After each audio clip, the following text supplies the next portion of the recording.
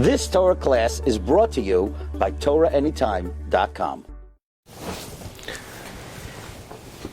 Okay, Bruchim Abam. I would like to share with you to the Chashva Chabura of Agra de Pirka an important idea and message l'kavod the Yom Tif of Pesach Haba Aleinu L'Tova. This comes from the Sofer and Lashon HaKodesh, which is available at Svarim stores or from our site rabbidg.com. And this might be the most important thing that we could think about in preparation for the Yom Tif of Pesach. As Pesach is approaching, how careful we are to prepare ourselves in all the mitzvahs, Bedikas Chometz, Biur Chometz, Afias Matzah, Hachana for the Seder, and all of these preparations are done with the utmost carefulness and zehirus, Yiras Shamayim, longing for Kedusha, and they are certainly all dear in the eyes of Hashem. But we need to remember that despite the importance of Achilas Matzah and the Chumras of the Isser Chometz, we have to make sure that in the course of our preparations we are not nichshal in Yisurim that might be even worse than the Isser of Chometz. There's a Maisa Noira that Rabbi Yosef Chaim Sonnenfeld would say about the Chasam Sofer, where one particular year the Chasam Sofer had his special matzah stored away, and the Aniyim would come to get their matzahs that the Chasam Sofer would distribute, and the cleaning lady mistakenly gave an Ani the special matzah to the Chasam Sofer, and not only that, she didn't remember who she gave it to. So the Chasam Sofer's wife heard about it, and she was very upset, and she was very anxious. How's the Chasam Sofer going to react? He's not going to be happy with this. And the cleaning lady herself realized what she did. When the Chasam Sofer came back from the mikvah, he realized what happened. He overcame his natural inclination, and he turns to his Rebbetzin with an illuminative face, and he says, Chas v'shalom, nothing happened. Better I should eat this year regular matzah like every other Jew than Chas v'shalom be nichshal in the midah of kas. But there's another version of the story, and that is the Chasam Sofer said, better I should be nichshal in a mashu of chometz than be nichshal in a mashu of kas. How careful we are on Pesach for Ashkenazim not even to have kidneyas, which is only a minhag. Certainly how careful we are in Chometz. We scrub, we clean, we disinfect, we're meva'er. But if we get angry, we don't really see any problem with that, any chet in that. And the Chasam Sofer is coming and he's revealing to us that even though of course the Isser of Chometz is very chamor, but kas is even more chamor. And kas is also asar b'mashuhu. And the truth is, kas is more severe than chometz. But this is the derech of the Yetzer Hara. And the Yetzer Hara makes it seem in our eyes like the Yisr chometz is much worse than the Yisr of kas, while in fact the Yisr of kas is actually one of the dvarim ha'ikarim. Rav Ovadia Yosef brings a story about the Abda Rav. After Pesach, husband and wife came. The husband wanted to divorce his wife, and they come to the Abda Rav, and the Abda Rav says, what happened? He said, Abda Rav, my wife tried to serve me on Pesach gebrukst. Azoi, gebrukst, ochenvai. The Abda Rav says, wait here 1 second, and he calls his wife, and he says, Rebbetzin, I just want to ask you a question. What kind of matzah did you give me by the Seder? The Rebbetzin was silent. Her face turned white. The Rav said, don't be afraid, tell me the truth. And the Rebbetzin said, I'll tell you the truth. I didn't even give you shmura matzah. What happened was the shmura matzah, I put in a special cabinet, and I was very busy, and an ani came, and I accidentally gave it to him. And I didn't want you to be upset. I was afraid. So therefore I just took regular matzah and I gave it to you. And the Apter knew. But the Apter said, I made myself like I didn't know. Why? Because I didn't want to get angry.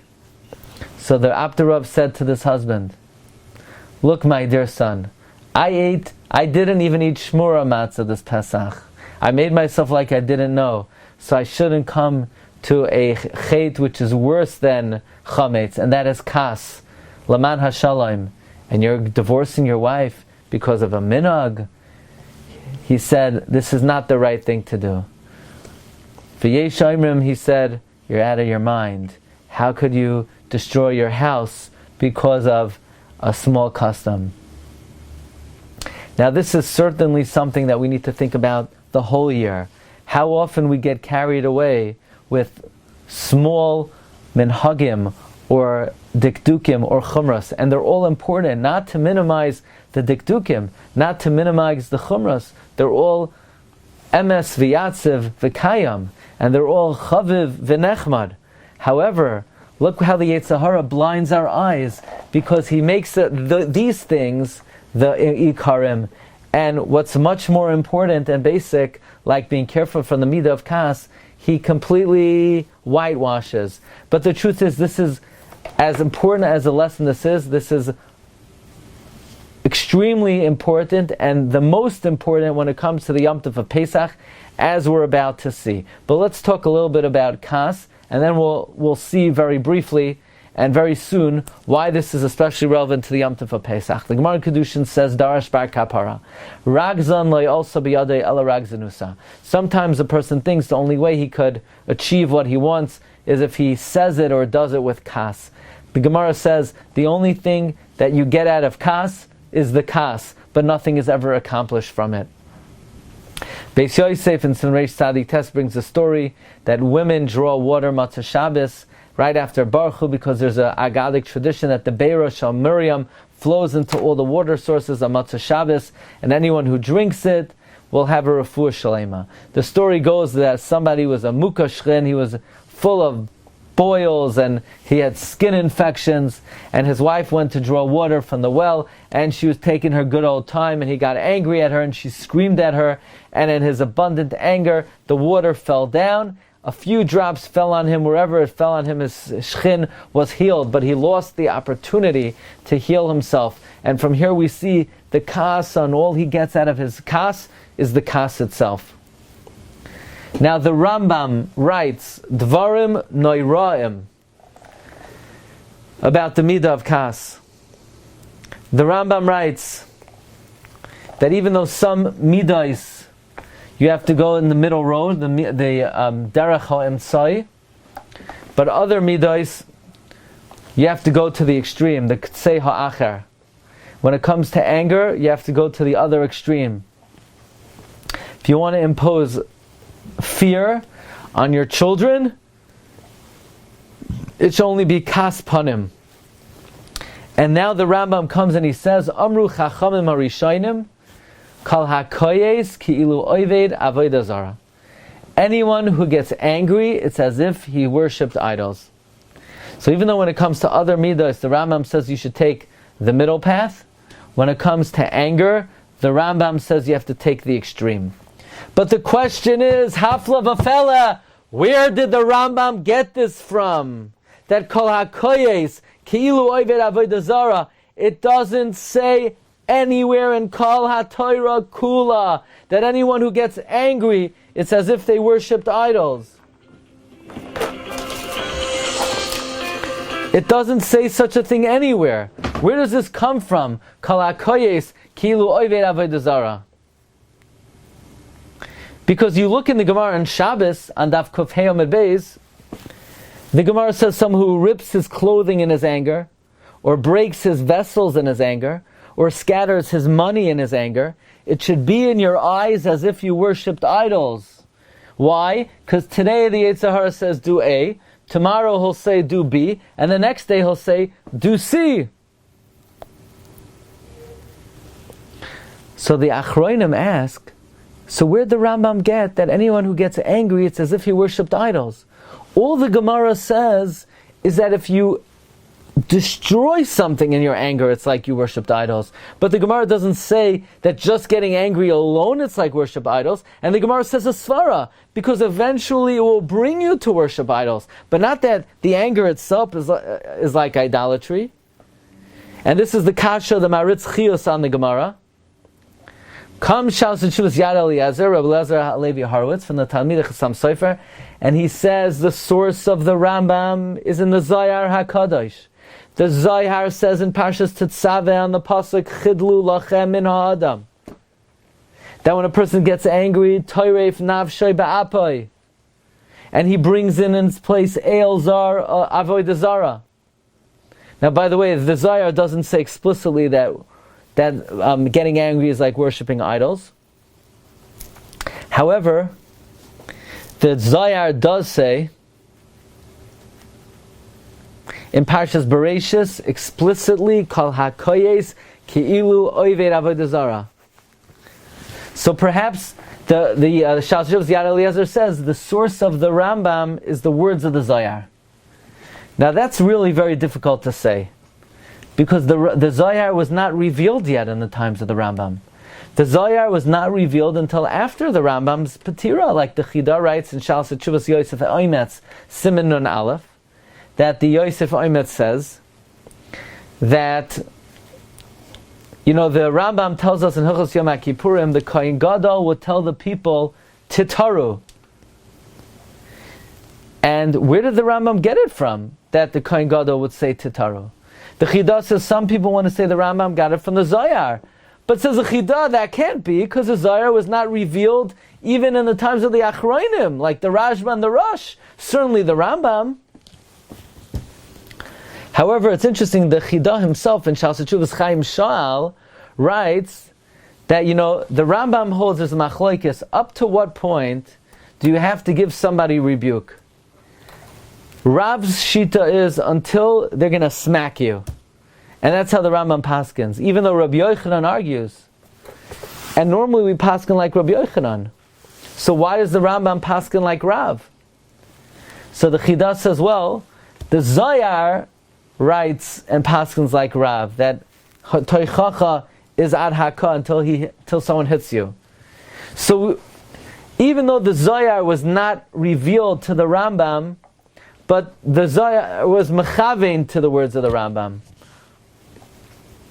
By the way, another instance where the Zohar, where the Rambam paskins something and the only source is the Zohar, is Hilchos Chalitza, where the Rambam says you throw the shoe on the ground. The Torah asks, we don't find any source in Shas to throw the shoe on the ground. And Rameir Shapiro writes in Shas Tshuvas Ar HaMeir, that the Zohar HaKadosh in Parshas Chukas says this teaching. The Mishkanos Yaakov says so. You see, the Rambam, so to speak, had Ruach HaKodesh. He was Soid Hashem Lireyav.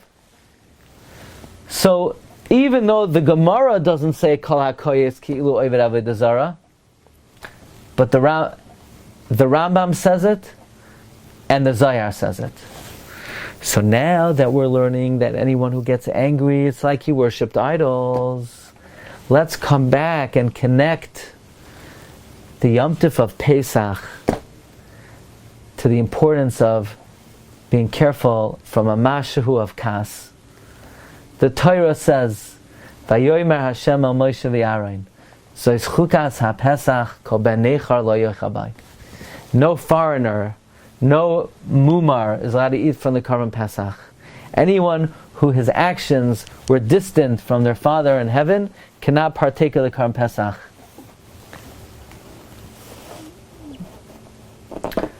From this halacha, that a Yisrael is not allowed to eat from the Karban Pesach, that a mumar can't eat from a Karban Pesach, the Baal B'nai Yissaschar, the Reb Tzvi Eli Melech of Dinov, in his Sefer Derech Pikudecha, he offers an astounding chiddush based on the Zohar, that if someone who gets angry is like he worshipped Avodah Zarah, then the same way an Oved Avodah Zarah cannot partake of the Karban Pesach, then someone who gets angry perhaps will not be allowed to partake of the Karban Pesach. Now we understand why kas is so poisonous and so vicious and so difficult, specifically when this time of the year, the Yom Tov of Pesach, because on Pesach, an Oived Avodah Zarah cannot partake of the carbon. The Bnei Yissaschar wants to argue that maybe a Baal Kas, someone who gets angry, cannot be part of the carbon Pesach, because it's Ki'ilu Oived Avodah Zarah, V'oyim V'noira L'misboinim Bay. And we could say, perhaps the Torah is trying to help us in this inyan of staying calm and not getting angry by giving us the mitzvah of matzah, which is lechem oini, the poor man's bread. Because somebody who is humble, someone who is poor, and he doesn't feel entitled, and he doesn't feel deserving, and he accepts insult, and he accepts difficulty, and he accepts when things go wrong, he's able to control his kas. In fact, Chasam Sofer homiletically interprets the pasuk in Parsha Tzav. Matzois teachel b'makom kadosh b'chatzar oy hamoyed yocheluha. Matzois represent humility. Says the Chasam Sofer, Matzois teachel b'makom kadosh. Instead of being a holy saint and separating from the pleasures of this world, better to be humble than to be a kadosh. Why? B'chatzar oyhel mohed yochluha, because for humility you reap the reward even in this world. The reward for humility is even in Olam Hazeh. So Hashem gives us the mitzvah of matzah to help us remain humble, to help us remain calm. And this is sometimes a challenge, Pesach time, where everybody is on strung tightly, and people are under a lot of pressure and a lot of stress. And sometimes things don't go as planned. And as careful as we want to be, that nachas v'sham, not to be nichshal, and even mashu of all of the chumras of Chometz, and how careful we want to be in all the mitzvahs and all the zmanim. But more important than any of that is not to get angry. And this is specific to the Yom Tov of Pesach, because Kol orel lo yochal bay. And in a certain sense, one who gets angry is considered like an Oived Avodah Zarah. So as we prepare for Yom Tov, Hashem should give us all siyata d'shmaya to have the menuchas hanefesh and the hiskabros hayetzer, and we should be able to have nachas ruach, and everything should go well for everybody. Chag kosher v'sameach. Thank you for listening. I wish you all a wonderful Yom Tov. Bracha v'hatzlacha. A gutin, a kosher and zisen Yom Tov. Kol tov.